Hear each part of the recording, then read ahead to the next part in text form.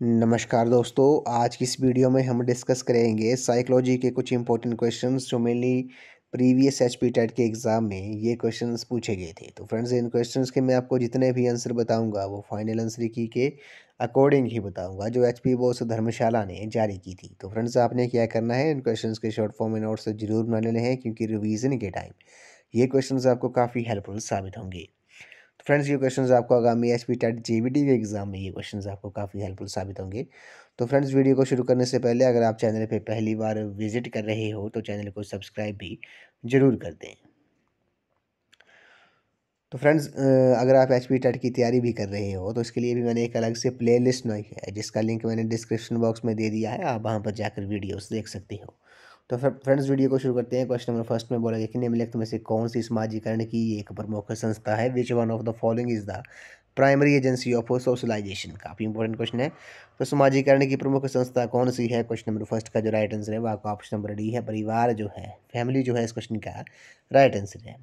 Family जो है, परिवार जो है वो समाजीकरण की एक प्रमुख संस्था है। तो ऑप्शन नंबर डी इस क्वेश्चन का राइट आंसर है। क्वेश्चन नंबर सेकंड पे चलते हैं। 16 वर्ष का एक बच्चा बुद्धि लब्धि परीक्षण में 75 आईक्यू प्राप्त करता है, उसकी मानसिक आयु क्या होगी? A child of 16 years score 75 in IQ test, his mental age will be dash years. काफ़ी इंपॉर्टेंट क्वेश्चन है। आपको पता होगा आईक्यू कैसे निकाला जाता है। आईक्यू का जो फॉर्मूला होता है वो mental as upon chronological S multiply होगा आपका 100 से। ये आपने याद रखना है, किससे मल्टीप्लाई होगा? ये 100 से मल्टीप्लाई होगा, जिससे आप क्या मेंटल एज निकाल सकते हो। तो इस क्वेश्चन का जो राइट आंसर होगा क्वेश्चन नंबर सेकंड का वो आपका ऑप्शन नंबर सी है, उसकी जो मानसिक आयु होगी वो 12 वर्ष होगी। ऑप्शन नंबर सी इस क्वेश्चन का राइट आंसर है। क्वेश्चन नंबर थर्ड पे चलते हैं। प्रतिभाशाली विद्यार्थी का गुण क्या होता है? Traits of gifted children are. तो प्रतिभाशाली विद्यार्थी का गुण क्या होता है? क्वेश्चन नंबर तीन का जो राइट आंसर है वो आपका ऑप्शन नंबर डी है। उपरोक्त सभी जो है सामान्य बुद्धि का अधिक उपयोग करते हैं, यूज मोर कॉमन सेंस, विषय वस्तु को समझने में विश्वास रखते हैं, believe in understanding subject matter, और मौलिक चिंतन करने की प्रवृत्ति होती है, have tendency of abstract thinking.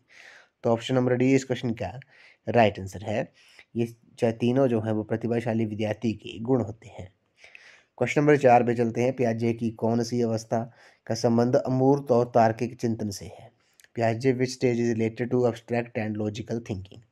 तो क्वेश्चन नंबर फोर का जो करेक्ट आंसर होगा वो आपका ऑप्शन नंबर सी है। औपचारिक संक्रियात्मक अवस्था जो है, फॉर्मल ऑपरेशनल स्टेज जो है इस क्वेश्चन का राइट आंसर है। ये प्याजे की प्याजे की इस अवस्था का संबंध जो है वो अमूर्त और तार्किक चिंतन से है, अब्स्ट्रैक्ट एंड लॉजिकल थिंकिंग से है। तो ऑप्शन नंबर सी इस क्वेश्चन का राइट आंसर है।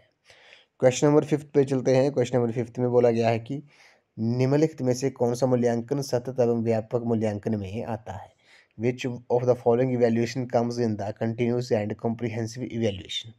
तो क्वेश्चन नंबर फाइव का जो करेक्ट आंसर है वो आपका ऑप्शन नंबर डी है।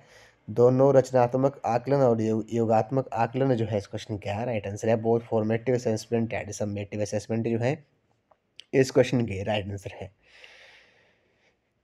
क्वेश्चन नंबर सिक्स पे चलते हैं। बाल केंद्रित शिक्षा का समर्थन निम्नलिखित में से किस विचारक द्वारा किया गया था? Child centre education was advocated by which of the following thinkers. तो बाल केंद्रित शिक्षा का जो समर्थन था वो किसके द्वारा किया गया था? क्वेश्चन नंबर छः का जो राइट आंसर है वो आपका ऑप्शन नंबर डी है। जॉन डीवी जो है इस क्वेश्चन का राइट आंसर है। इन्होंने चाइल्ड सेंटर एजुकेशन का समर्थन किया था। तो ऑप्शन नंबर डी इस क्वेश्चन का राइट आंसर है। क्वेश्चन नंबर सात पे चलते हैं। किंडरगार्टन विधि का प्रतिपादन किसने किया था? Who propounded the kindergarten method. तो किंडरगार्टन विधि का जो प्रतिपादन था वो किसने किया था? ये फ्रेडरिक फ्रोवेल ने किया था। तो ऑप्शन नंबर ए इस क्वेश्चन का राइट आंसर है। क्वेश्चन नंबर आठ पे चलते हैं। फ्राइड के अनुसार एकदम डैश सिद्धांत पर आधारित है। काफ़ी इंपॉर्टेंट क्वेश्चन है। According to Freud it is based on dash principle. तो ये किस प्रिंसिपल पे बेस्ड है? तो क्वेश्चन नंबर एट का जो राइट आंसर है वो आपका ऑप्शन नंबर डी है। ये प्लेजर पे यानी कि सुख के ऊपर सुख सिद्धांत पर आधारित है। क्वेश्चन नंबर आठ का ऑप्शन डी राइट आंसर हो जाएगा। अगला प्रश्न है। बुद्धि व सृजनात्मकता में किस प्रकार का संबंध पाया जाता है? What is the relationship between intelligence and creativity. तो रिलेशन इंटेलिजेंस और क्रिएटिविटी के बीच कैसा रिलेशनशिप पाया जाता है? क्वेश्चन नंबर नाइन का जो राइट आंसर है वो आपका ऑप्शन नंबर सी है। पॉजिटिव पाया जाता है, धनात्मक पाया जाता है। तो ऑप्शन नंबर सी इस क्वेश्चन का राइट आंसर है। क्वेश्चन नंबर 10 पे चलते हैं। जीवन का सबसे कठिन काल कौन सा माना जाता है? विच stage is considered most difficult period of life? तो कौन सा जो जीवन का सबसे कठिन काल कौन सा माना जाता है? क्वेश्चन नंबर 10 का जो राइट आंसर है वो आपका ऑप्शन नंबर सी है, किशोरावस्था जो है। एडोलोसेंस जो है इस क्वेश्चन का राइट आंसर है। एडोलोसेंस जो किशोरावस्था जो है वो जीवन का सबसे कठिन काल माना जाता है। क्वेश्चन नंबर 11 पे चलते हैं। इसमें बोलेगा कि प्रोग्रेसिव मैट्रिसिस परीक्षण किस मनोवैज्ञानिक ने विकसित किया? Progressive matrices test was developed by, तो ये किसके द्वारा डेवलप किया गया था? क्वेश्चन नंबर 11 का जो राइट आंसर है वो आपका ऑप्शन नंबर ए है, रेवेन जो है इस क्वेश्चन का राइट आंसर है। Progressive matrices test was developed by Raven. Question number 12 पे चलते हैं। सीखने की सामग्री के रूप में निरर्थक शब्दों का प्रयोग किस मनोवैज्ञानिक ने किया है? Which psychologist used nonsense syllables as a learning material? तो क्वेश्चन नंबर 12 का जो राइट आंसर होगा वो आपका ऑप्शन नंबर सी है, एविंग होस जो है इस क्वेश्चन का राइट आंसर है। सीखने की सामग्री के रूप में निरर्थक शब्दों का जो प्रयोग है वो एविंग होस मनोवैज्ञानिक ने किया है।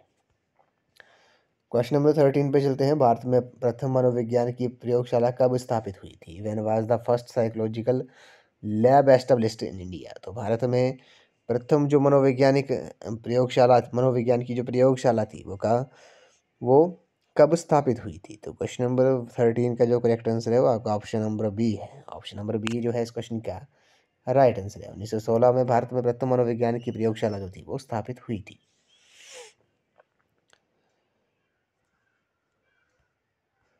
क्वेश्चन नंबर 14 पे चलते हैं। जब दो विरोधी प्रेरणाएं एक समय में उत्पन्न हो जाएं तो एक समय में ही उसकी संतुष्टि चाहिए तो उसे क्या कहेंगे? When two opposing motivations arise at the same time and want their satisfaction at the same time is called, तो उसे क्या कहते हैं? क्वेश्चन नंबर 14 का जो राइट आंसर है वो आपका ऑप्शन नंबर बी है, उसे द्वंद्व कहते हैं, कन्फ्लिक्ट कहते हैं। तो ऑप्शन बी इस क्वेश्चन का राइट आंसर है।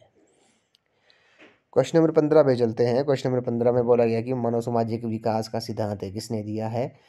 Who gave the theory of psycho social development? तो मनोसामाजिक विकास का जो सिद्धांत है वो किसने दिया है? क्वेश्चन नंबर 15 का जो करेक्ट आंसर है वो आपका ऑप्शन नंबर सी है, ये एरिक्सन ने दिया है।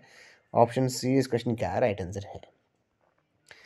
क्वेश्चन नंबर 16 पे चलते हैं। मूर्त अमूर्त और सामाजिक बुद्धि का संप्रत्यय किसके द्वारा दिया गया था? Who gave the concept of concrete abstract and social intelligence? तो ये किसने दिया था? क्वेश्चन नंबर 16 का जो करेक्ट आंसर है वो आपका ऑप्शन नंबर ए है, ये थॉर्नडाइक ने दिया था। किसने दिया था? थॉर्नडाइक ने दिया था।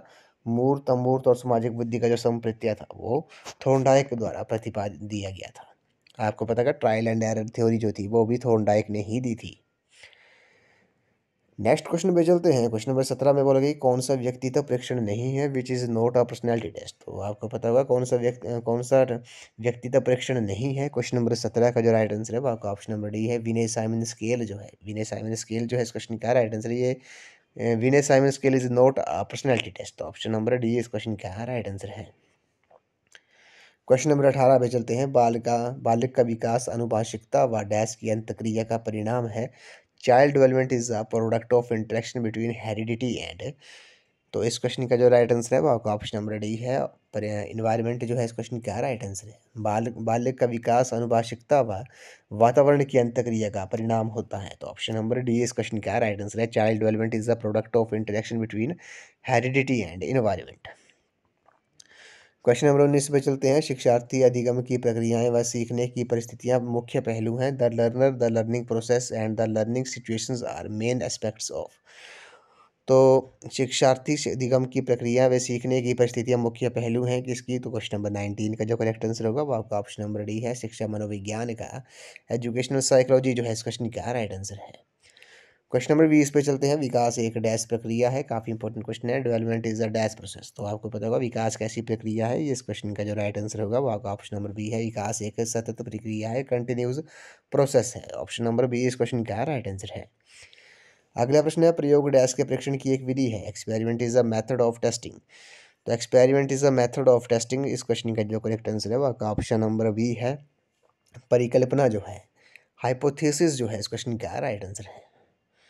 क्वेश्चन नंबर 22 पे चलते हैं। जीन पियाजे का बाल विकास का सिद्धांत किस विकास पर आधारित है? On which development is Jean पियाजे theory of child development based, तो जीन पियाजे का बाल विकास का सिद्धांत जो है वो किस विकास पर आधारित है? क्वेश्चन नंबर 22 का जो राइट आंसर है वो आपका ऑप्शन नंबर बी है, संज्ञानात्मक विकास के ऊपर ये आधारित है। कॉग्निटिव डेवलपमेंट पे ये बेस्ड है, तो ऑप्शन नंबर बी इस क्वेश्चन का राइट आंसर है। क्वेश्चन नंबर 23 पे चलते हैं। एक शिक्षिका अपने शिक्षार्थियों के लिए विभिन्न अधिगम शैलियों को ध्यान में रखते हुए विभिन्न प्रकार के कार्यों का उपयोग करती है, वे प्रभावित है। A teacher makes the use of variety of task of cater of to the different learning styles of the learners, she is influenced by. तो क्वेश्चन नंबर 23 का जो राइट आंसर है वो आपका ऑप्शन नंबर ए है, gardener के बहुबुद्धि सिद्धांत से वो प्रभावित है। तो ऑप्शन नंबर ए इस क्वेश्चन का राइट आंसर है। क्वेश्चन नंबर 24 पे चलते हैं। मौके पर घट रहे व्यवहारों को उसी क्रम में लिखना डैश कहलाता है। काफ़ी इंपॉर्टेंट क्वेश्चन है। To write down the behaviours that happened on the spot in that order is called. तो उसे क्या कहेंगे? क्वेश्चन नंबर 24 का जो राइट आंसर है वो आपका ऑप्शन नंबर सी है, विवरणात्मक कथाएं उन्हें कहते हैं। नैरेटिव्स जो है इस क्वेश्चन का राइट आंसर है। मौके पर घट रहे व्यवहारों को उसी क्रम में लिखना जो है वो विवरणात्मक कथाएं कहलाता है। क्वेश्चन नंबर 25 पे चलते हैं। अधिगम व्यवहार में परिवर्तन को कहते हैं जो अपेक्षाकृत डैश परिवर्तन होते हैं। Learning is a modification in a behaviour which is relatively. तो क्वेश्चन नंबर 25 का जो राइट आंसर होगा वो आपका ऑप्शन नंबर सी बी है, स्थायी जो है, परमानेंट जो है इस क्वेश्चन का राइट आंसर है। Learning is a modification in a behaviour which is relatively permanent. अधिगम व्यवहार में परिवर्तन को कहते हैं जो अपेक्षाकृत स्थायी परिवर्तन होते हैं। क्वेश्चन नंबर 26 पे चलते हैं। क्वेश्चन नंबर 26 जो है काफ़ी इंपॉर्टेंट क्वेश्चन है। शिक्षा का अति महत्वपूर्ण उद्देश्य है। The most important objective of education is. तो इसका जो करेक्ट आंसर है वो आपका ऑप्शन नंबर डी है, सर्वांगीण विकास जो है, ऑल राउंड डेवलपमेंट जो है वो मोस्ट इंपॉर्टेंट ऑब्जेक्टिव है किसका? एजुकेशन का। क्वेश्चन नंबर 27 पे चलते हैं। उपलब्धि संबंध शक्ति डैश प्रकार का अभिप्रेरक है। Achievement relationship power are dash kind of motives. तो ये किस प्रकार के अभिप्रेरक हैं? क्वेश्चन नंबर 27 का जो राइट आंसर है वो आपका ऑप्शन नंबर डी है, साइकोलॉजिकल जो है इस क्वेश्चन का राइट आंसर है। उपलब्धि संबंध शक्ति जो है वो मनोवैज्ञानिक प्रकार के अभिप्रेरक हैं। Achievements relationships power are psychological kinds of motives. Question number 28 पे चलते हैं। भाटिया बैटरी का प्रयोग किस परीक्षण हेतु किया जाता है? Bhatia battery is used for which test. काफ़ी इंपॉर्टेंट क्वेश्चन है। तो अब भाटिया बैटरी का जो प्रयोग है वो किस परीक्षण हेतु किया जाता है? क्वेश्चन नंबर 28 का जो राइट आंसर है वो आपका ऑप्शन नंबर ए है, बुद्धि परीक्षण हेतु किया जाता है, इंटेलिजेंस हेतु किया जाता है। ऑप्शन नंबर ए इस क्वेश्चन का राइट आंसर है। क्वेश्चन नंबर 29 पे चलते हैं। मैस्लो के अभिप्रेरणा सिद्धांत को डैश का सिद्धांत भी कहा जाता है। Maslow theory of motivation is also known as. उसे क्या कहते हैं? क्वेश्चन नंबर 29 का जो राइट आंसर है वो आपका ऑप्शन नंबर बी है, थ्योरी ऑफ नीड्स कहते हैं, आवश्यकताओं का सिद्धांत भी कहा जाता है। इस वीडियो को ये लास्ट क्वेश्चन है। अवधान एक डैश प्रक्रिया है। Attention is a dash process. तो अवधान एक डैश प्रक्रिया है, कैसी प्रक्रिया है? क्वेश्चन नंबर 30 का जो राइट आंसर है वो आपका ऑप्शन नंबर सी है। ऑप्शन नंबर सी जो है ये चयनात्मक प्रक्रिया है, सिलेक्टिव प्रोसेस है। ऑप्शन नंबर सी इस क्वेश्चन का राइट आंसर है। Attention is the selective process. Option C इस क्वेश्चन का राइट आंसर है। तो फ्रेंड्स आज की इस वीडियो में बस इतना ही। आज हमने साइकोलॉजी के कुछ इंपॉर्टेंट क्वेश्चन डिस्कस किए जो प्रीवियस एचपी टेट के एग्जाम में ये क्वेश्चंस पूछे गए थे। तो फ्रेंड्स इन क्वेश्चंस के मैंने आपको जितने भी आंसर बताए वो फाइनल आंसर की के अकॉर्डिंग ही बताए हैं जो एचपी बॉस धर्मशाला ने जारी की थी। तो आपने क्या करना है, इन क्वेश्चंस के शॉर्ट फॉर्म में नोट्स जरूर बना लेने हैं क्योंकि रिवीजन के टाइम ये क्वेश्चन आपको काफ़ी हेल्पफुल साबित होंगे।